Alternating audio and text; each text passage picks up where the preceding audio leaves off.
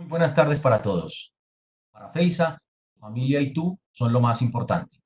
Por eso queremos seguir conectados contigo desde el corazón. Ahora te invitamos a disfrutar de reestructuración del manejo financiero diseñado especialmente para ti. Les doy una cordial bienvenida a este webinar, a esta conferencia, reestructuración del manejo financiero. Bueno, quiero comenzar presentándome muy brevemente. Mi nombre es Andrés Mora, soy el jefe del Departamento de Finanzas de la Universidad de AFIT. Y muy rápidamente contarles cómo va a ser la dinámica de esta hora de encuentro. Vamos a trabajar un tema de finanzas personales que es bastante oportuno en este momento por el que está atravesando el mundo. Trabajaré más o menos 45 minutos. Me va a guiar esta presentación que he preparado para ustedes, a la cual ustedes realmente pueden irle haciendo seguimiento a la vez que me ven en parte de la pantalla. Y más o menos en 40 o 45 minutos voy a abrir un breve espacio para preguntas. A las 7 de la noche, un minutito antes, vamos a estar cerrando. A las 7 de la noche estoy con clase en posgrado hasta las 10. Por tanto, vamos a dedicarnos esta horita y a medida que alguno de ustedes tenga preguntas, pues podría hacerme las preguntas por el chat. Yo trataré, dependiendo de si la presentación no lo permite, ir haciendo introducción a la respuesta a una de ellas o algunas de ellas. Sin embargo, al final, en los últimos 10 minutos, pues tendremos acceso. Quisiera que me reportaran quien nos está ayudando en la gestión. Todo está bien, estamos habilitados, sonido, imagen, chat, que es no he podido ver aquí el acceso al chat, que ya debería estar habilitado. Ok, perfecto, muy bien, magnífico. Johnny Correa, muchísimas gracias. Muy bien, perfecto. Para que comencemos entonces con nuestra presentación, así como leer y escribir fueron habilidades que permitieron que las personas triunfaran en las economías modernas, hoy es imposible ser exitoso sin tener capacidad de leer y escribir financieramente. Quiero con esto comenzar porque desafortunadamente en el país estamos atravesando por un fenómeno preocupante, que es el fenómeno de analfabetismo financiero. Y esto lo quiero decir con el mayor de los respetos, pero si nosotros vamos a hablar de la reestructuración del manejo de nuestras finanzas, pues es muy importante que entendamos cuáles son las cosas negativas, cuáles son los posibles errores, cuáles son las falencias, cuáles son los hábitos o cuáles son los conocimientos que tenemos errados o que deberíamos tener para que podamos tomar buenas decisiones financieras en nuestras vidas. Según esto, quiero darles una noticia no muy positiva. Esta noticia no la compartía y la comparto con nombre propio. Mónica Paricio, en aquel entonces directora de Fogafín, nos dicen que ha cambiado muy poco la cifra desde aquel entonces y es que se habla de analfabetismo financiero que supera el 90% en Colombia. Ella incluso se atrevió a hablar del 95%. Ojo que esto tiene una connotación bastante importante y es que leyéndolo estadísticamente de manera sencilla, 95 de cada 100 colombianos son analfabetas financieros.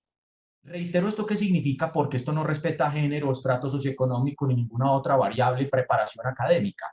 Esto significa que 95 de cada 100 colombianos no tienen las capacidades, las conductas, los conocimientos, los hábitos, las habilidades mínimas requeridas para poder transitar sin muchas afugias por ese mundo de toma de decisiones financieras por el que todos nos vemos obligados a transitar.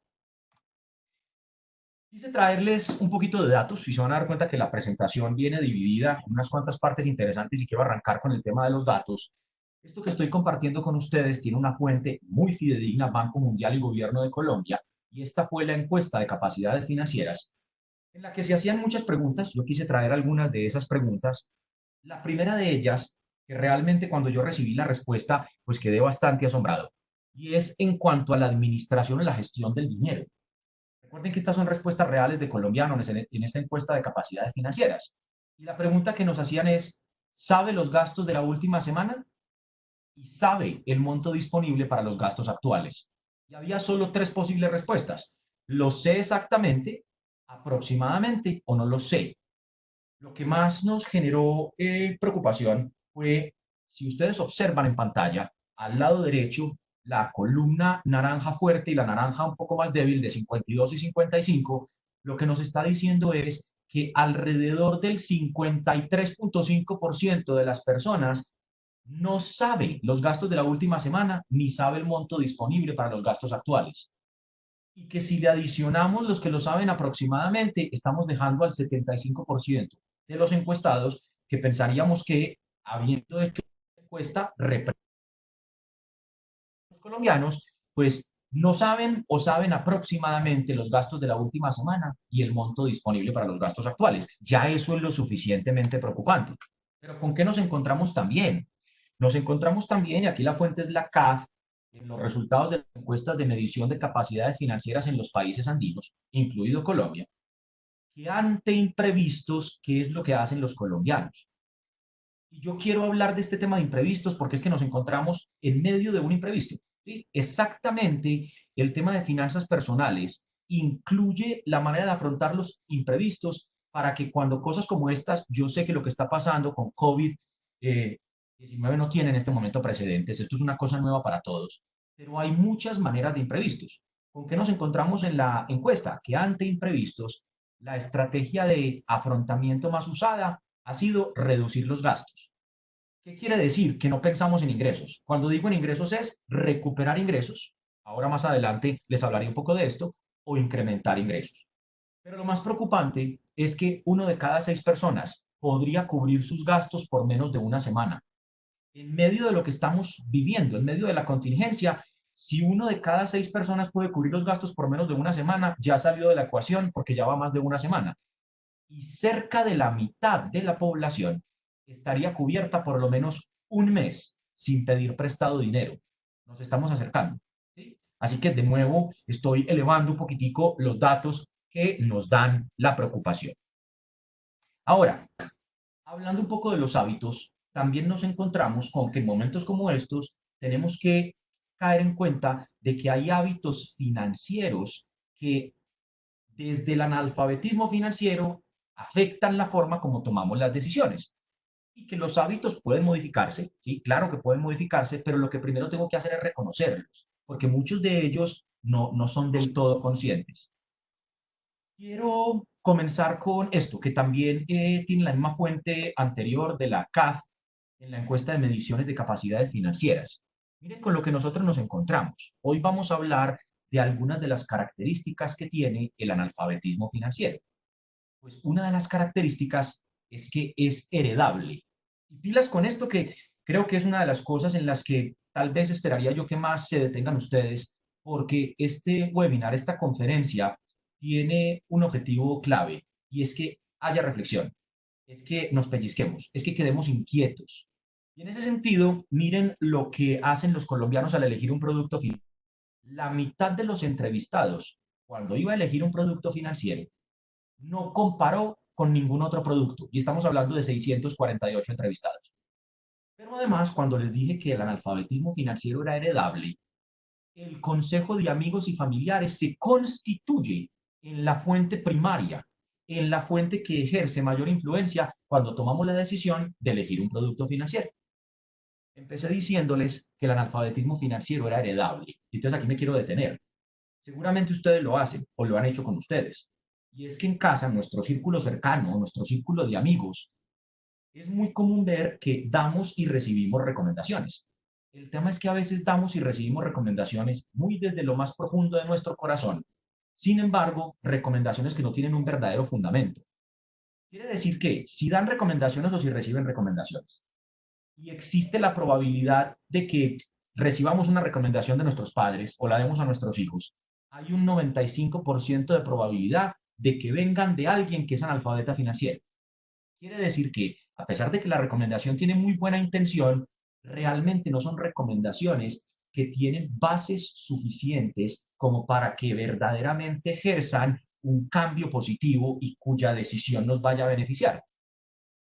Voy a hablar de alguna de ellas, seguramente, pero creo que ustedes han visto cómo en la última semana o en las últimas 2 semanas han estado incrementando por mucho cadenas de mensajes en redes sociales que incluso entre sus familiares, amigos y compañeros de trabajo hacen invitaciones a que retiren los dineros de los bancos o a que cancelen ciertos productos.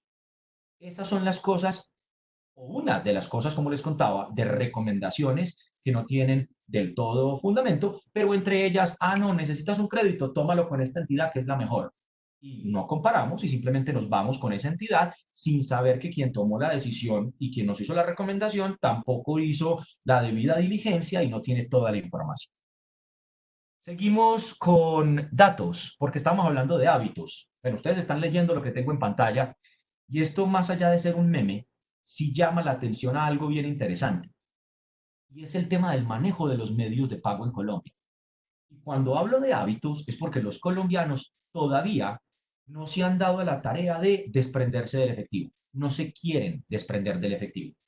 Esto es bien curioso también, porque esta es la primera vez en alguna conferencia que yo traigo un factor adicional que justifica el utilizar medios de pago alternativos. Y es que creo que todos estaríamos de acuerdo que hoy es precisamente el efectivo uno de los medios de mayor posibilidad de transmisión del virus que hoy nos acoge. Creo que estaríamos de acuerdo. De hecho, saben que hay ya algunas aplicaciones y algunos establecimientos comerciales que están obligando, limitando a la entrega y el pago sin contacto. ¿Qué quiere decir? Que el pago tiene que hacerse a través de otras vías, transferencias, ¿sí? El dinero plástico, y eso que allí hay algo de contacto, y no te hacen la entrega a ti directamente, sino que te la dejan en portería, te la dejan en la puerta. Sin embargo, imagínense ustedes por cuántas manos pasa el dinero. Cuando les hablaba de el manejo del efectivo, es que en Colombia deberíamos estar por encima del 35% con transacciones alternativas o con medios de pago alternativos. Sí, transferencias, dinero plástico, qué sé yo, muchas otras alternativas al dinero físico. Y no llegamos al 35%. Estamos todavía muy por debajo. Entonces, en ese tema del efectivo, es bastante curioso. Miren, yo ponía siempre un ejemplo en mis conferencias y se los quiero traer a colación porque medio hablaba del tema, pero ahora sí que se está haciendo del todo tangible. Y es que yo le decía a la gente que yo me voy para algún lugar, a mí me gusta mucho el helado, y yo me voy a un lugar determinado a comprar un helado, y cuando llego, digo, bueno, perfecto, me das por favor una bolita de helado o dos vasitos de una bolita de helado cada una, y me dice quien me atiende, claro que sí, son 7.000 pesos. Yo les hago una pregunta a ustedes porque no debemos tampoco exagerar, ¿verdad? Si yo voy a pagar 7.000 pesos, ¿con qué pago 7.000 pesos? Si alguno de ustedes quiere chatearme, sería maravilloso y pueden intervenir las veces que ustedes lo deseen. ¿Con qué pagaría yo 7.000? Recuerden que una cosa es que les esté dando un mensaje financiero y otra cosa es que exageremos. ¿Con qué pagaríamos un par de bolas de helado de 7.000 pesos? Ahí me están contestando algunos ya, ¿cierto? Bueno, algunos no. Estoy trabajando de nuevo con Johnny Correa, a quien agradezco muchísimo, pero me encantaría tener participación de unos cuantos más. Si de pronto nos pueden reportar el número de asistentes en el chat, por lo menos los que están en este momento conectados, quisiera también tenerlo. Pues claro, la respuesta de Johnny, lo más normal es que la gente diga, pues efectivo, 7.000 pesos. Es más, ¿qué me ha pasado a mí? Me ha pasado que llego a este establecimiento, muchas gracias, nos anuncian 30 asistentes, así que quisiera tener eventualmente participación de más de ustedes y estoy seguro que se nos irán conectando más personas a medida que vaya avanzando la conferencia. Claro, entonces yo voy y pago y quien va conmigo me ve que para yo pagar lo que saco es, claro, la tarjeta de crédito, no efectivo. Y muchos de ustedes estarán diciendo, tarjeta de crédito para 7.000 pesos. Y claro, yo llamo a la persona que va conmigo porque incluso me ha pasado que me digan, "Ah, vas a pagar 7.000 pesos con tarjeta de crédito, yo te espero afuera". Y yo lo llamo y le digo, ven, ven, ven, no tienes razón, voy a meter mi mano derecha al bolsillo y voy a sacar 3 billetes de 1.000, que quién sabe por cuántas manos han pasado. Mi mano izquierda, mi bolsillo izquierdo para uno de 2.000 para 5, dos monedas de 500 para 6, 5 monedas de 100 para 6.500 y 10 monedas de 50 para 7.000 y voy a entregar todo esto a quien me está atendiendo, pidiéndole al cielo que no sea con esas manitos con las que me va a servir el helado, para esperar que cuadre todo eso en caja y luego pueda despacharme. O hacer lo que iba a hacer y es entregar mi tarjeta de crédito, dependiendo de la entidad ya para ciertos montos, ni siquiera se requiere firma y tengo en tiempo real en mi aplicación, en el celular, la compra, la fecha, la hora, sin contacto y evitando una sopa de bacterias y de virus que, como saben ustedes, hoy ya sí se hizo más necesario, pero que antes no se hacía. Entonces, ojo con ese tema de los hábitos del dinero plástico. Ya sabemos que hay en muchos países en donde no hay dinero físico realmente. En Colombia no estamos pidiendo todavía ser uno de esos países pero pensar que las transacciones todavía se están manejando en efectivo en más de un 65% es una locura. Muy bien. Luego, dentro de los hábitos, hay otra cosa interesante que nosotros escuchamos y es, aquí en este mensaje les estoy contando, el 80% de los adultos colombianos tienen al menos un producto financiero en Colombia. Quisiera alguno de los asistentes que está conmigo escribirme en el chat si tiene el concepto a lo que esto se refiere. Es decir, que el 80% de los adultos tengan al menos un producto financiero en Colombia responde por qué concepto, cómo llamamos ese fenómeno de que los adultos de un país tengan por lo menos un producto financiero, alguno. Y no se preocupen que si no para eso estamos aquí, ya mismo les ayudo, pero quisiera darles entrada de vez en cuando porque me gustaría que esto fuera un poquito más interactivo. Muy bien, muchísimas gracias, Andrés Ruiz. Esto realmente se llama bancarización o inclusión financiera. Y la gente queda muy contenta cuando le hablan de un porcentaje del 80% de bancarización, pero queda muy contenta sin saber que la mayoría de los colombianos están bancarizados o están con inclusión financiera por obligación y no por vocación. Es decir, tienen que tener la cuenta de ahorros porque tienen que tener una cuenta nómina, y esto como uno de los ejemplos. Sin embargo, cuando ya nos metemos al manejo de los productos financieros, creo que no es misterio para ninguno de los que nos acompaña que los dos productos financieros más utilizados en Colombia y en casi cualquier país son, primera imagen, cuenta de ahorros, segunda imagen, tarjeta de crédito. Entre otras, aunque en nuestra conferencia de hoy este no es el objetivo principal y tal vez porque FEISA hace esfuerzos grandísimos y además lo valoro muchísimo el que tengan ustedes un fondo de empleados que puede hacer tantas cosas por ustedes, seguramente tendremos la posibilidad en un futuro de tener una conferencia del manejo correcto de productos y servicios financieros, entre otros temas que son muy interesantes. El problema es que más del 90% de los colombianos manejan mal la cuenta de ahorros y manejan mal la tarjeta de crédito.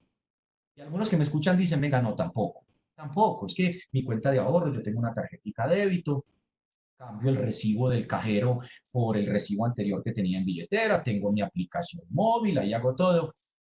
A lejos que estamos de un manejo adecuado de los productos y servicios financieros. De hecho, les lanzo solo un tip, pero les reitero que esto sería de otra conferencia. Si alguno de ustedes no tiene con la misma entidad financiera con la que tiene la cuenta de ahorros un fondo de inversión colectiva a la vista y que teniéndolo lo use a la par, o sea, juntos con la cuenta de ahorros, manejan mal la cuenta de ahorros. Pero simplemente para dejarlos por allí con la reflexión. Tarjeta de crédito. La tarjeta de crédito, miren lo que voy a contarles. Y ahora lo dije con el pago del helado. La tarjeta de crédito, increíblemente, es la mayor bendición del sistema financiero colombiano. Es cuasi inexplicable lo que pasa con la tarjeta de crédito en el sistema financiero colombiano, bien utilizada. Particularmente yo utilizo mi tarjeta de crédito para absolutamente todo, excepto para pagar a crédito. Y ustedes dirán, ah, pero ¿cómo así? Entonces, cuando uno tiene necesidades de financiarse, ¿qué? Yo también tengo necesidades de financiación, solo que no las cubro con el producto más costoso del mercado financiero colombiano. La tarjeta de crédito, su tasa de interés, besa apasionadamente la tasa de usura, alrededor del 28% efectivo anual. Hay otras alternativas de crédito que son menos costosas. Pero reitero, quería aquí contarles es que uno de los hábitos más comunes es el mal manejo de los productos y servicios financieros. Y para la muestra un botón, sin que me demore mucho con esto, y es que alguna vez encontré tirado en el piso un recibo de un cajero electrónico. Primer error, pedir el recibo, ¿sí?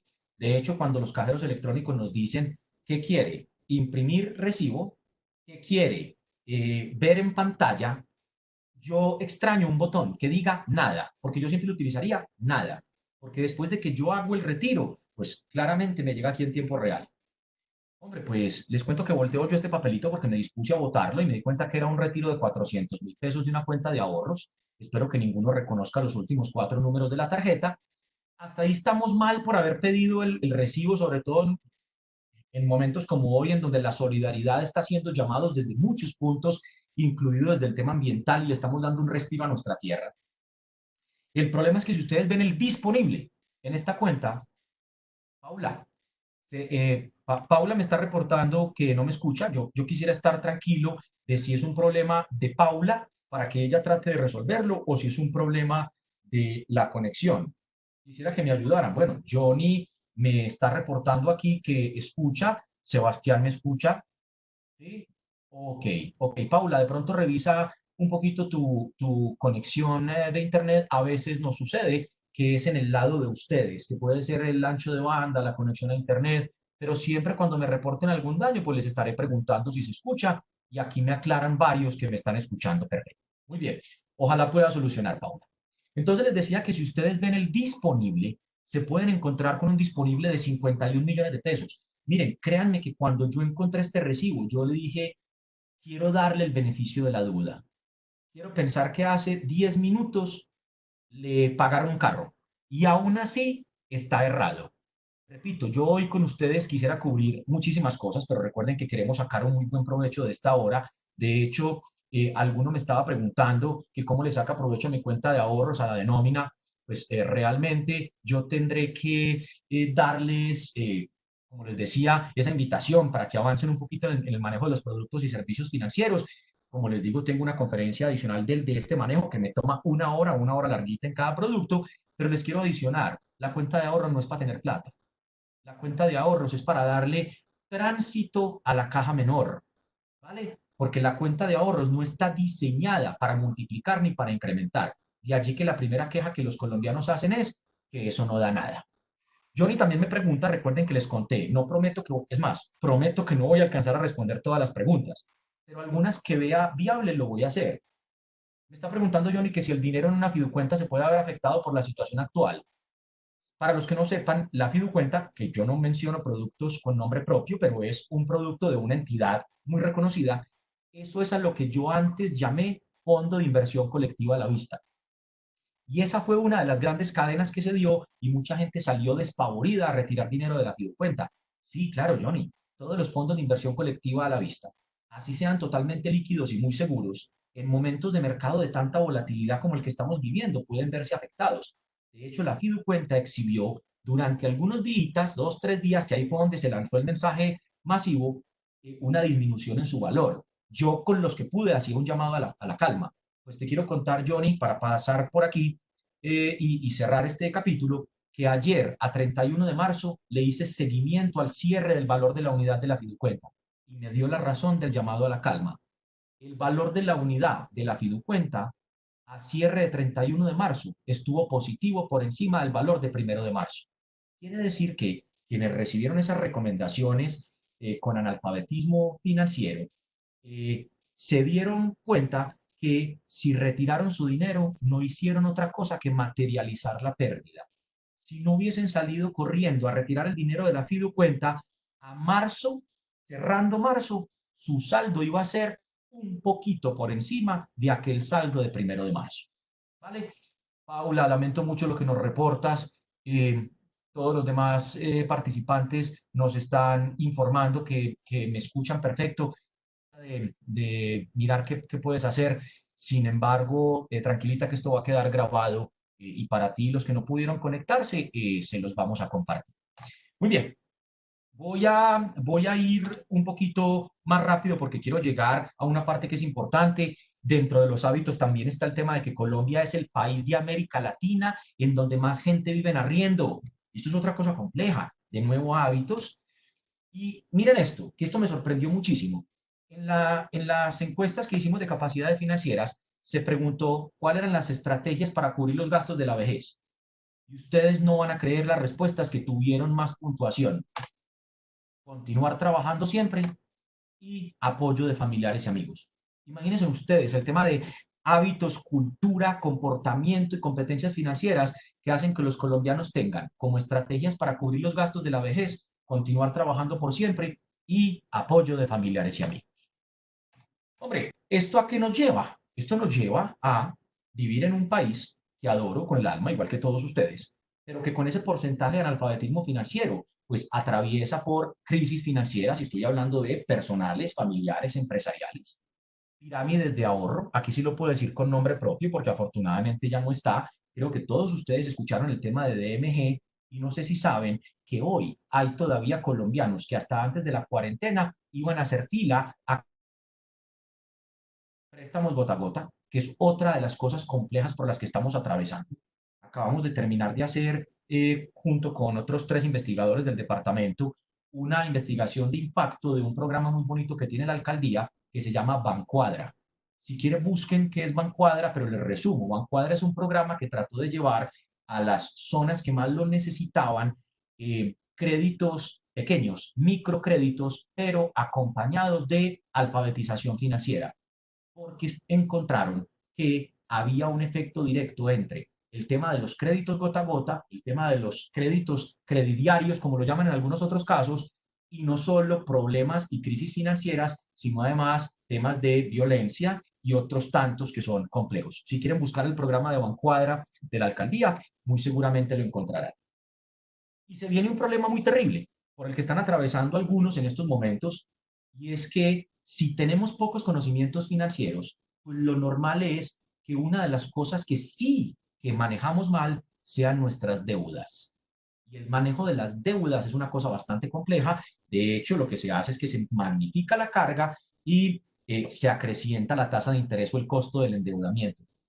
Casi 7 u 8 de cada 10 asesorías financieras que normalmente le piden a los asesores financieros personales tienen que ver con el manejo de deudas, sobreendeudamiento, altas tasas de endeudamiento, muy regados con diferentes créditos, microcréditos, reportes en centrales de riesgo, etcétera, etcétera. ¿Y qué conclusión sacamos con esto? Que todas las personas se ven en la necesidad de manejar su propio dinero. Desafortunadamente, nadie nos enseñó a administrarlo. Y yo doy un pasito rápido porque quería no dejar de meter aquí otra de las preguntas que hicimos nosotros en la actitud con respecto al futuro, para demostrarles que claramente no nos enseñaron a manejar nuestro dinero. Y esto no es un señalamiento. Si hay un nivel tan alto de analfabetismo financiero, pues tenemos que hacer algo. De hecho, hoy muchos de los que están aquí conectados lo que están haciendo es precisamente eso, ver cómo reestructuran sus finanzas, ver cómo reestructuran su planeación financiera y su concepción ante las finanzas. Miren esta pregunta. ¿Cuál es la actitud con respecto al futuro? Entregamos opciones y preguntamos si estaban muy de acuerdo, parcialmente en desacuerdo y muy en desacuerdo. Y miren ustedes, Dios proveerá. Yo no voy a hablar de religión y yo creo en Dios. Pero ¿cómo es posible que la actitud con respecto al futuro es no, Dios proveerá? Si sumamos los colores naranja oscuro y naranja oscuro, pero un poquito menos que el anterior, eso nos da un 60%. Es decir, la actitud con respecto al futuro del 60% de los colombianos es Dios proveerá. ¿Vale? Deja mucho que pensar. ¿Qué sucede con este tema de la educación financiera? También una invitación para ustedes. Y esto es muy chévere porque también sé que FEISA ha tenido muchos de estos encuentros y otros programas para sus hijos, sus niños y sus jóvenes. Si esa educación financiera nosotros la brindásemos desde la infancia, pues no solamente beneficiaría a las personas, sino a la economía y a la sociedad en general. Y los niños colombianos hoy, pues, atraviesan con varios inconvenientes. Hombre, uno ve a un niño colombiano que está tan alejado de la concepción realista del dinero que va a comprar algo y lo que indica es, hágame el favor y me da para lo que me alcanza. Y no tiene el sentido claro de que es que el dinero hay que producirlo. De hecho, lo que le dicen a uno es, ante la respuesta de papá o mamá de que no tienen dinero, no, papi, tranquilo, o mami, tranquila, yo te acompaño al cajero, como si fuera magia. ¿Sí? Es bien importante empezar a crear en los niños una actitud apropiada y conocimientos financieros importantes desde temprana edad. ¿Cuál es el problema? ¿De dónde podría venir la educación financiera? Quisiera que alguno de ustedes, ojalá varios, porque prefiero no alcanzar a leerlos todos que no leer ninguno, ¿de dónde creen que debería venir la educación financiera? ¿De dónde creen que esa educación financiera debería venir? Agradezco si me escriben por aquí, de la escuela o del colegio, de casa. ¿Sí? Muy bien. Perfecto. Quiero contarles que hay 3 fuentes. La primera es la casa, pero creo que está clarísimo que si el 95% de los colombianos sufren de analfabetismo financiero, va a ser muy complejo pensar que vamos a dar alfabetización financiera a nuestros hijos, pero siempre debemos arrancar. 2, colegio. Sí, Ministerio de Educación está trabajando, desde 2012 comenzamos con decreto, 2014 incluso está en marcha el decreto y el plan de educación económica y financiera, pero en temas de alcance todavía estamos lejos. Hay muchas cosas que estamos haciendo. De hecho, EAFIT se vincula con el Ministerio de Educación Nacional de manera directa e intervenimos muchos colegios. Pero pensar que mi sueño, que es que todos los colegios públicos y privados del país noveno, décimo y 11 puedan meter unos módulos de finanzas básicas, sé que todavía estamos lejos, pero yo no pierdo la fe. Dos, dijimos, perdón, primero hogar, segundo colegio y tercero, que es el lugar de donde algunos obtienen la alfabetización financiera, es la inquietud personal, es la experiencia, es el darse duro en la vida y tener que haber ido a buscar, el tener que haber ido a explorar. A nosotros ya nos dice la universidad, es cierto, y yo tal vez no aclaré hasta que somos adultos. Cuando llegamos a la universidad, pues tal vez ya nos coge como adultos y la universidad claramente nos ayuda, pero yo me atrevería a decir que cuando una persona se gradúa de colegio a los 17, 18 años, ya debería tener, ya no debería ser analfabeta financiera, ya debería tener unos conocimientos mínimos. Pero entonces tenemos otro problema. Y miren que esto sí va de la mano completa con el nombre de la conferencia, que tenemos que reestructurar lo que hacemos financieramente. Y muchas de las cosas por las que tenemos que arrancar es nuestra relación con el dinero. No tenemos una adecuada relación con el dinero. Yo empecé con los niños, pero me ha tocado ver en casa de algunos de mis amigos que el niño o la niña tocan una alcancía, sacan unas monedas, unos billetes y la reacción es, suelte, suelte, mire, vaya, lávese las manos. ¿Qué acabamos de hacer con ese muchachito? Le mandamos un mensaje directo. Dinero malo. Cuando 4 de cada peleas en casa tienen que ver con el dinero, eso le va forjando al niño una relación con el dinero no adecuada. Pero hay otras fuentes de relaciones no adecuadas con el dinero. Yo les conté que esto no es una conferencia en la que yo voy a meter temas de religión. Sin embargo, ¿cómo pretendemos muchos tener una buena relación con el dinero? Cuando la religión con más presencia en nuestro país nos dice que es más fácil que un camello pase por el ojo de una aguja que el que un rico entre en el reino de los cielos. Miren desde dónde estamos forjando nuestra relación con el dinero. Um, Tal vez me voy a tornar un poquitico más brusquito en este llamado de atención que quiero hacer, pero si queremos reestructurar la forma en que manejamos nuestro dinero, si queremos hacer una modificación y un viraje, pues ¿cómo deberíamos tomar decisiones? Miren, hay decisiones que deberían ser un poco más conscientes, por ejemplo, y más pensadas. Por ejemplo, eh, si yo decido si una compra es necesaria, pues debería hacerme la siguiente pregunta. ¿Necesito eso ya? ¿Qué pasaría si no lo compro ya? ¿Lo necesito realmente? ¿Puedo resolver esta necesidad de una manera más económica? Sin embargo, esto que voy a mostrar a continuación ni lo voy a decir yo, ni lo diseñé yo, pero lo saqué de un meme que seguramente ustedes conocerán y que rota y que desafortunadamente es la manera como muchos colombianos toman decisiones, entre ellas decisiones de compra.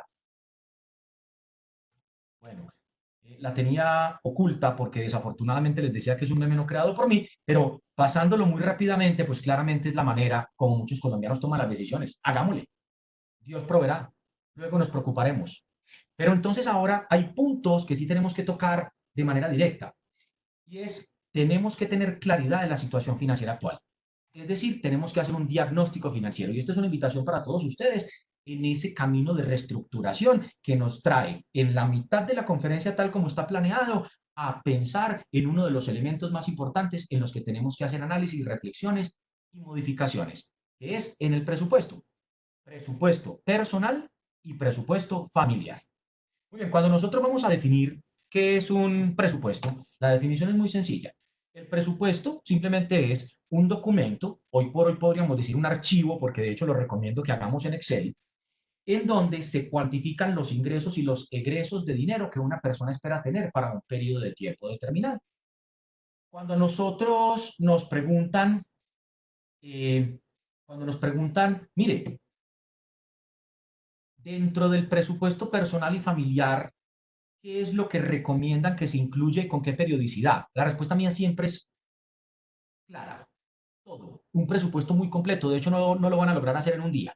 Y va a tener que pasar por un trámite de reposo y de volver a ese presupuesto personal y familiar.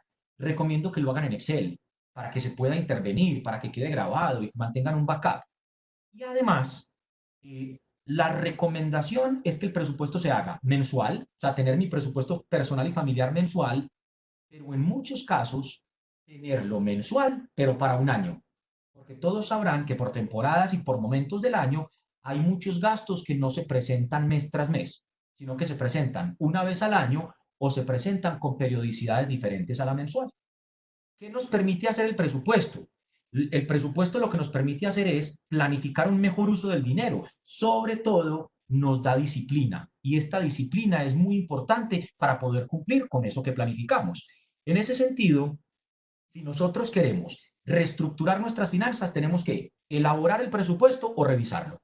Cuando digo elaborarlo o revisarlo, ya vieron las estadísticas, muy pocos colombianos tienen presupuesto o solo lo utilizan de manera referencial. Y luego revisarlo, ya voy a contarles cuáles son los puntos fundamentales o los puntos claves que me van a permitir avanzar. Primero que todo, ¿qué nos permite hacer un presupuesto? Nos permite evaluar si necesitamos contar con mayores fuentes de ingresos. Este punto es clave y es hoy que nos sucede que nos están haciendo un llamado a reestructurar nuestras finanzas. Hay muchas personas que vieron sus ingresos disminuirse simplemente por el tema de cuarentena.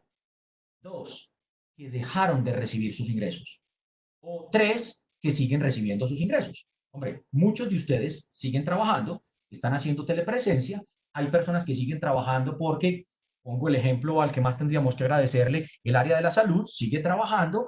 eh, yo sé que lo hacen con toda la vocación, no hacen parte de la cuarentena, tienen la clara excepción, siguen recibiendo su ingreso, pero hay a muchos de ustedes o a muchos de las personas en nuestra sociedad que si no hacen una labor específica, si no están en obra, si no dan la consultoría, si no llevan el proceso porque los juzgados están cerrados, si no dan su clase en el gimnasio porque el gimnasio está cerrado, si no pueden abrir su empresa, si el restaurante que acaban de montar tiene que cerrar por la contingencia, pues ven disminuir sus ingresos. Entonces es, si necesitamos contar con mayores fuentes de ingresos o si podemos ser creativos con los ingresos. Pongo un ejemplo porque tal vez no a muchos de ustedes les pase, pero hablando de familia, sí sea posible. Ahorita en una entrevista que estaba dando hace 5 minutos, precisamente hablando de cómo reestructurar temas financieros en momentos de crisis, poníamos el ejemplo, esto es un ejemplo real, de un entrenador de un gimnasio que claramente recibía su ingreso si daba sus clases en el gimnasio. Pues el gimnasio se cerró. Entonces hay dos cosas para hacer, sentarnos a llorar o ser creativos. Pues esta persona que ha hecho, ha creado un canal y ha conectado vendiendo un paquete con precios muy justos a todas esas personas que están en casa y que no quieren dejar de hacer ejercicio, pero que no tienen la suficiente fuerza de voluntad para hacerlo solos. Los está conectando con grupos de un número determinado de personas y está dictando sus clases, con lo que recuperó la mayoría de sus ingresos. Luego, identificar partidas en donde estás gastando mucho dinero de manera innecesaria. Esto lo ideal es que se hiciera antes de la crisis, pero como estamos hablando de que ahora hay que reestructurar nuestras finanzas en medio de la crisis, ¿qué tenemos que tener en cuenta? Atención, y lo acabo de decir en la entrevista, hay unos gastos que se nos aumentan y unos gastos que se nos disminuyen. La situación no es la misma para quien vio que su ingreso no se modifica, para quien vio que el ingreso se modifica o que incluso se elimina. Pero pongo un ejemplo sencillo. Como estamos en casa, como nos estamos cuidando, los servicios públicos se incrementan, el mercado se incrementa, tal vez los productos de aseo se incrementan, tal vez se incrementan las suscripciones, solo para poner unos ejemplos, ¿sí? O sea que se va a afectar el presupuesto anterior, pero no todo es negativo, porque en confinamiento, voluntario o obligatorio, pues también hay algo que se cambia y se reestructura en nuestras finanzas, y es que algunos gastos se disminuyen o se eliminan. Claro, si estamos en cuarentena, comemos menos afuera, tal vez hay menos recreación, ¿sí? Tal vez tenemos la menor motivación y menor necesidad de hacer compras de vestuario, transporte, porque no tenemos que tomar metro o bus o no tenemos que ponerle gasolina a nuestros vehículos.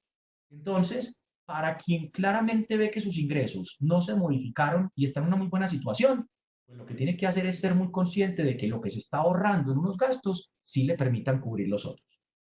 Para quien no, para quien vio su ingreso afectado, pues lo que tiene que hacer es claramente priorizar. Y cuando digo priorizar es determinar e identificar cuáles son los gastos para esa familia más importantes. Y esto no es una invitación a que los otros no los paguen. Pero recuerden que ya gobierno, entidades financieras, cooperativas, fondos están tratando de salir con algunos recursos, con algunas alternativas para que los colombianos puedan precisamente reestructurar sus finanzas. Se vio afectado mi ingreso y yo tengo un crédito hipotecario y algunas entidades están diciendo, vamos a congelarle el pago de su cuota 3 meses. Y si usted me lo solicita, se lo congelaremos 6. Y hay otro montón de alternativas, pero yo quiero que tengan mucho cuidado. ¿Por qué? Porque esto deberían hacerlo quienes vieron afectado su ingreso. Y desafortunadamente nos estamos encontrando con familias que no vieron afectado su ingreso, que lo que están haciendo es pateando el tarro sin necesidad, ¿sí? Difiriendo créditos, congelando créditos, y cuando salgamos de la crisis, si no hicieron un manejo ordenado, pues lo que se van a ver es afectados, porque a pesar de que nos congelan las cuotas, a pesar de que tal vez nos den un plazo, eso eventualmente habrá que pagarse. Luego tenemos que identificar cómo reducir gastos. Tenemos que identificar si necesitamos limitar la adquisición de deudas o, más importante, tenemos que identificar qué deudas requerimos. Y ojo con esto, que también es una invitación en la reestructuración. El colombiano de a pie requiere comprar algo, requiere pagar algo, y al primer recurso que le echa mano es a la tarjeta de crédito. Y a 6, 12 y 36 cuotas. Hombre, hay que entender que la tarjeta de crédito es un producto financiero que tiene un costo muy alto. Entonces, si los colombianos lo que estamos haciendo es solventando una necesidad de la crisis, utilizando productos de muy alto costo y a muy alto plazo, lo que estamos haciendo es reestructurando en negativo nuestras finanzas. Porque cuando salgamos de la crisis y todo se normalice, lo que tendremos es una carga de deuda muy alta y muy costosa con la que no podremos, ¿sí? Afrontar esos momentos ya de normalidad. Y esto no significa que no se endeuden. De hecho, hay algunos que están atendiendo esa necesidad de liquidez porque vieron afectado su ingreso con alternativas de crédito flexibles y no tan costosas. Algunas para pymes. De hecho, incluso a nivel personal, pueden hacer uso de créditos de libranza que tienen un costo más bajo. Incluso en muchos casos, créditos rotativos o de libre inversión, o incluso créditos de sus fondos de empleados que tienen tasas representativamente más bajas que la tarjeta de crédito. Y por último, en este tema del presupuesto y de las cosas que tenemos que reinventar o que tenemos que recomponer, está planificar el ahorro. Yo esto lo voy a dejar para un poquito más adelante, porque hoy sí que se hace necesario revisar el presupuesto. Entonces, dentro de esa reestructuración, a lo que yo los invito es a que revisemos el presupuesto y podemos utilizarlo para tomar decisiones hoy en medio de la crisis, como lo es adquisición de una deuda. Es cierto, muchísimas gracias Sebastián, es completamente cierto que algunas de las entidades financieras han anunciado que han disminuido sus tasas de interés para ciertos créditos. Mi invitación es a que comparen, ¿sí? Miren qué posibilidades de crédito pueden tener que tengan unas tasas más bajas. Esto quiero que lo pasemos rápido, pero hoy es momento de que nos hagamos estas preguntas. Si nosotros queremos reestructurar la manera como manejamos nuestro dinero, tenemos que hacernos estas preguntas. ¿En qué gasto mi dinero? ¿Cuáles son mis gastos mensuales? Recuerden que esto va a acompañar el presupuesto. ¿Cómo puedo administrar adecuadamente mis ingresos? Si estoy gastando lo correcto en bienes y servicios. Y de nuevo se presenta esta pregunta que yo estoy dejando para el final con una intención muy clara. ¿Cuánto estoy ahorrando? O incluso estoy invirtiendo, porque es un poquito mejor. Es cuánto estoy invirtiendo. Es una perfecta oportunidad para identificar gastos hormiga. Algunos de ustedes saben que son gastos hormiga, quienes no. Estos son los gastos pequeñitos, los gastos del día a día, que en muchos casos no son estrictamente necesarios, pero que lo hacemos de manera cotidiana y en algunos casos hasta inconsciente, y normalmente no incorporamos en el presupuesto. Esto es el cafecito que me tomo en la mañana, esto es la fruta que me como, esto es el almuerzo en la calle, esto es todos aquellos gastos que son del día a día, pero que uno, el parqueadero que pago cuando estoy por fuera, pero que uno normalmente no los incorpora realmente en el presupuesto. Estos momentos de confinamiento, pues, ¿qué nos permiten? Nos permiten ver que nos debería estar sobrando dinero. Cuando no estamos en cuarentena, yo invito a mis estudiantes de finanzas personales que están haciendo reestructuración de la manera como manejan su dinero, a que salgan con una cantidad de dinero en efectivo en el bolsillo durante 1 o 2 meses, porque necesitan identificar los gastos hormiga. A algunos les da más duro hacer un registro minucioso, un tinto, un café, el banano. Está bien, no todos somos cuadriculados y queremos hacerlo, aunque a veces puede ser útil esta invitación por lo menos para presupuestar 1 o 2 meses y de allí más o menos saber cuáles son. Pero una manera fácil es echarse un billetico al bolsillo y en las noches ver con cuánto llegamos de ese billetico, teniendo claro que con ese billetico solo pagaremos estos gastos hormiga y lo podremos presupuestar y hoy nos deberían estar sobrando. ¿Vale? Hay que incluirlos dentro del presupuesto si queremos hacer una reestructuración de nuestras finanzas personales. Por último, tenemos que tener claro un plan financiero. Es que ni las empresas marchan sin plan, ni nuestra vida financiera marcha sin plan. Yo sé que esto va muy de la mano con el presupuesto, pero tiene cosas adicionales y es que todo plan financiero comienza con fijarse una meta. ¿Qué es lo que yo quiero lograr con mi dinero? ¿Cuáles son mis metas de corto, mediano y de largo plazo? Entonces tengo que arrancar con las metas. Luego debo definir los ingresos con los que cuento. Y yo sé que algunos tienen ingresos fijos y otros tienen ingresos variables. Bien.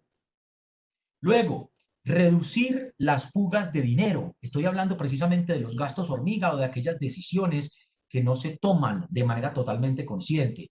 José David nos está reportando que el micrófono está apagado, como siempre. Esto a veces es común que nos pase. Me están escuchando, ¿verdad? De hecho, si Jorge nos anunció que las aplicaciones para registrar gastos son muy efectivas, que es totalmente cierto, y muchas de ellas son gratuitas, pueden utilizarlas. ¿Me están escuchando? Con uno o dos que me lo deje saber. Estamos tranquilos de que el micrófono pues está abierto de mi lado. Yo aquí lo tengo bien. Gracias, Johnny.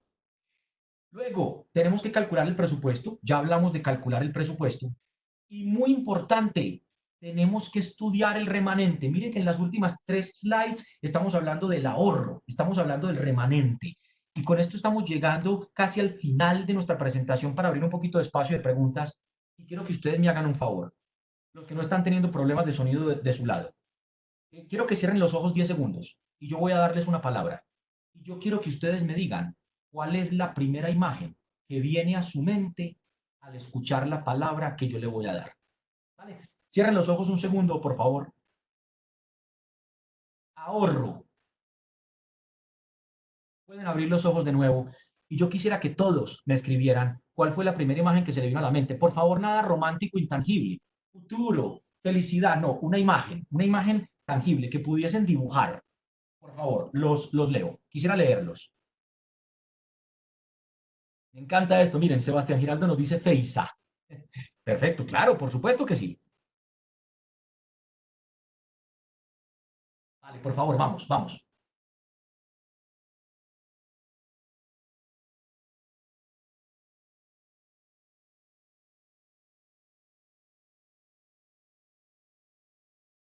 En casa, piensen en ahorro en casa. Si les digo ahorro, ¿qué se les viene a la mente? Así rápido.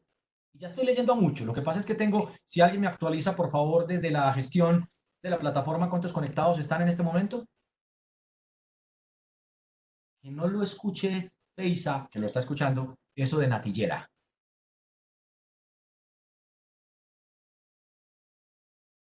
Muy bien, estamos llegando casi a los 40 conectados, es decir, estamos llegando casi al número máximo de conectados en este ciclo de conferencias. Muy bien, yo voy a leer algunos de lo que nos están diciendo aquí. Nos dicen marrano, viaje, Feisa, edificio, casa, patrimonio, cooperativas, apartamento que estoy pagando, natillera, alcancía, ahorros. Me gusta lo que me dice Juliana Macías. Julián Macías, muchas gracias Julián, ya lo voy a retomar. Marranito, futuro, Comeva y Adriana van a pensar que tú y yo nos pusimos de acuerdo para que la última persona que interviniera me llevara al concepto con el que yo quiero terminar esta conferencia. Y es que Adriana dice inversión. Solo que quiero aclarar, la respuesta correcta, más común que yo encuentro en mis conferencias o en mis cursos, cuando yo les pido que me digan una imagen para la palabra ahorro, ha sido alcancía. Alcancía en todas sus versiones, ¿cierto? Muchos me dicen marranito, muchos me dicen la casita roja. Repito, la más correcta es más común, alcancía. Muchos me dicen caja fuerte, que es una alcancía más segura, bolsa de billetes, etcétera, etcétera. Atención para todos con el mayor de los cariños. La educación, la casa, el apartamento, el viaje que quiera hacer, ese yate, ese carro, qué sé yo, nada de eso, créanme, lo va a alcanzar ahorrando. Ya lo van a ver por qué. ¿Sí? Y ojo que esto no va en contra de la invitación que les hace Feisa. De hecho, Feisa les hace una invitación clara y ya voy a darles el pasito adicional al que quiero llegar en esa reestructuración. No solamente física de la forma en que toma decisiones financieras, sino mental, ¿vale? De concepción. Quiero hacerles una pregunta. ¿Uno cuánto le puede sacar a un marrano? Algunos me dijeron por ahí alcancía. ¿Uno cuánto le puede sacar a un marrano? Bueno, dirán algunas de ustedes, profesor, bien manejado, lo que sea. No, no, no. Hablando seriamente, ¿uno cuánto le puede sacar a una alcancía? Claro, depende del tamaño y de muchas cosas. Algunos me están dando ya datos concretos, tienen muy valorizada ya su alcancía. 350.000, 1.000.000. Uno a un marrano le puede sacar exactamente lo que le metió. Y esa es la concepción de ahorro. ¿Qué quiere decir? Que ahorrar es juntar. Ahorrar es acumular. Ahorrar no es reproducir ni incrementar. Entonces, a lo que yo los quiero invitar es a que claramente logren tener una situación de la cual todos tendríamos que partir para la reestructuración, y es que los gastos, lo que resta en mi presupuesto, sea inferior a los ingresos. Y eso sí me da un excedente, un remanente o un ahorro. Pero la invitación es a invertir, porque a diferencia, y muchas gracias, Adriana, a diferencia de ahorrar, invertir es incrementar, invertir es reproducir. De allí que yo les decía que muchos colombianos utilizaban mal la cuenta de ahorros y que la crítica que le hacen es que eso no da nada. Claro que no da nada. Está diseñado para no dar nada. Su marrano no le da nada y usted no se enoja con él, pero sí se enoja con el banco porque no da nada. Es que en la cuenta de ahorros no debería haber plata, porque la cuenta de ahorros solo sirve para darle un manejo eficiente a la caja menor. Acumula de una manera más eficiente que el marranito que tiene en casa, pero no reproduce. Si ustedes quieren alcanzar ese viaje soñado, si ustedes quieren alcanzar esa casa, si ustedes quieren alcanzar el estudio de sus hijos, tienen que invertir. Yo no vine hoy a decirles en qué invertir porque las alternativas son muchas. De hecho, otro tema muy interesante sería entender las diferentes alternativas de inversión que hay en el mercado, así como les había dicho ya antes, entender el manejo correcto y adecuado de los productos y servicios financieros. Sin embargo, a lo que vengo a invitarlos es a que tenemos que invertir y ustedes tienen a la mano alternativas de inversión que tienen que empezar a utilizar y en algunos casos digamos, con mucho más esfuerzo. Y uno de ellos es FEISA. Y todo fondo de empleados es una alternativa de inversión a la mano que tiene otro montón de formas de rentabilidad, porque la rentabilidad que les da FEISA no solamente está circunscrita a ver cómo esos depósitos que yo hago se ven multiplicados no solamente con el esfuerzo de la compañía y del fondo, sino además rentabilidades no tangibles. Y es la posibilidad de ustedes estar allí, detrás de esta pantalla, recibiendo una conferencia sin pagar un solo peso de temas que son interesantes. Hoy financieros, ayer de literatura, antier temas de niños y de jóvenes, pero todas esas son rentabilidades que hay que aprovechar. Pero a partir de allí, cada uno tiene que enfocarse en cuánto riesgo estaría dispuesto a aceptar, para cuándo necesita sus dineros, cuál es el plazo, sí, estoy hablando de la liquidez, y a partir de allí, revisar las diferentes alternativas de inversión que hay en el mercado. Pensiones voluntarias, ya les mencioné porque empecé con FEISA, claramente, y al que le guste y sepa de ganado, ganado, y acciones que seguramente tendrá que estudiar, portafolios diversificados, propiedad raíz, y podría continuar. Quiere decir que en estos momentos tenemos que manejar bien nuestras finanzas, reestructurar la manera más básica de cómo vemos el dinero, cómo tomamos decisiones y cómo tenemos configurado nuestro plan financiero y tener una meta clara a la que llegaremos invirtiendo. Para cerrar, yo quisiera abrir unos minutitos pequeños de preguntas, a ver si logro responder dos o tres. Les contaba, quisiera tener más espacios con ustedes y eventualmente será posible, pero en punto a las 7 de la noche debo conectarme con mi clase de gestión de las finanzas personales, de finanzas básicas para no financieros. Tengo un grupo que me espera a las 7. Si alguien tiene alguna pregunta y yo estoy en la capacidad de responderla, trataré de responder una o dos. John, muchísimas gracias. La verdad, son charlas que están diseñadas para que sean de una hora.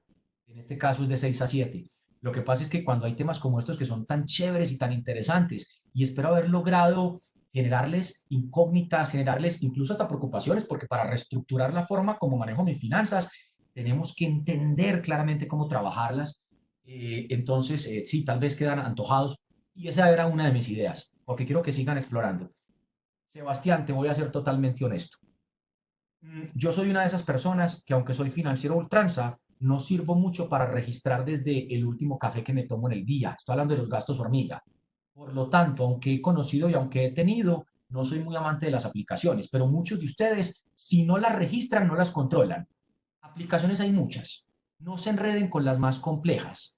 Yo qué les recomendaría, exploren, sobre todo porque depende de cuál sea su dispositivo. Si tienen Android, si tienen Apple, no todas las aplicaciones están para todas.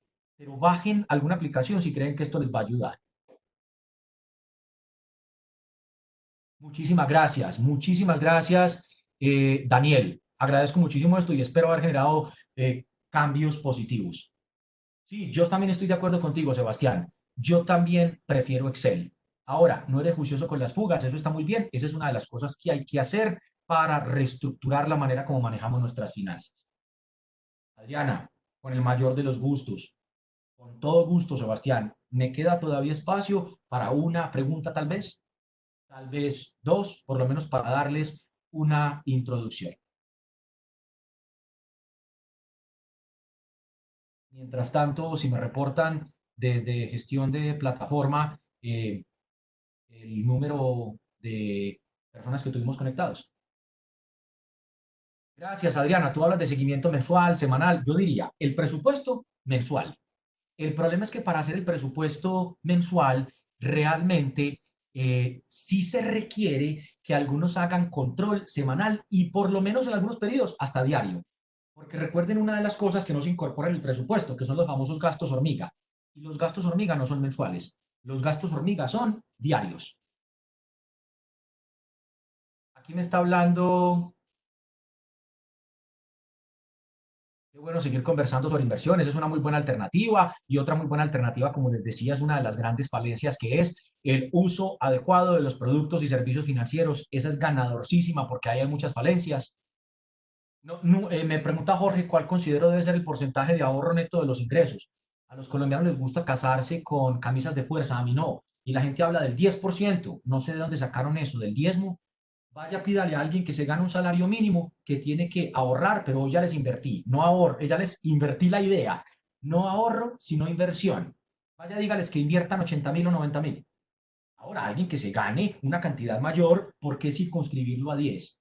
Hombre, no deje de vivir, mantenga sus cuentas claras, haga sus cosas bien hechas, no deje de disfrutar, porque tampoco hay que dejar de disfrutar, y a la medida de sus posibilidades, establezca ese porcentaje.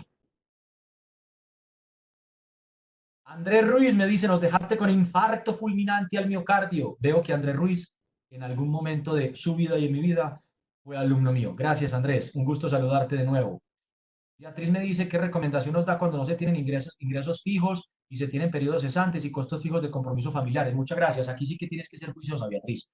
Cuando no hay ingresos fijos, tienen que ser muy juiciosos porque lo que tienen que hacer es tener reservas. En esos ingresos variables, mucha gente trabaja con el promedio. Esto no sirve, porque cuando tú trabajas con el promedio, debería suceder que entonces los gastos siempre se cubran con el promedio y uno no recibe ingresos promedio. De allí que debas hacer un presupuesto mes tras mes y hacer reservas.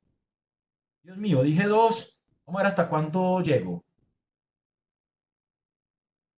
¿Cuál es la mejor rentabilidad de dinero a la vista? Normalmente el dinero a la vista, entendido como cuenta de ahorros, la rentabilidad es cero. Pero los fondos de inversión colectiva a la vista, que algunos de ustedes, no lo dije yo, pero en Bancolombia se llama Fiducuenta y en BBVA tiene otro nombre y en La Vivienda otro. Esas son alternativas de tener dinero que puedes usar casi que en cualquier momento, de lunes a viernes en un horario y que tienen rentabilidad, aunque variable, exhiben rentabilidad claramente más que la rentabilidad de cero de la cuenta de ahorro. Dios mío, bueno, muy bien. Podría seguir leyendo aquí muchísimo más. Sin embargo, el tiempo pues se nos termina. Fue un placer haberlos acompañado hoy. Estoy a sus órdenes para que si lo consideran nos veamos en el futuro y les recomiendo que traten de seguir las recomendaciones, los tips que dimos hoy, que reestructuren la forma en que manejan sus finanzas, incluso mentalmente, y van a poder tener acceso a esta grabación si alguien se la perdió o si quiere repetir algo. Muchísimas, muchísimas gracias.